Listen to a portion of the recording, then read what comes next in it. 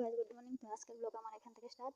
Suntan করে আয়া বসি পূজা দিতাম, তো ফুল টুল তুলে সে নিয়ে আয়া বসি পূজা দিতাম। আমাদের বাড়িতে অনেকগুলি ফুল গাছ আছে, যেরকম কৃষ্ণচূড়া ফুল টুল, তো সব ফুলই আছে। এখন পায়রা নিয়ে আয়া বসি পূজা দিতাম, তো তোমরা দেখতে থাকো।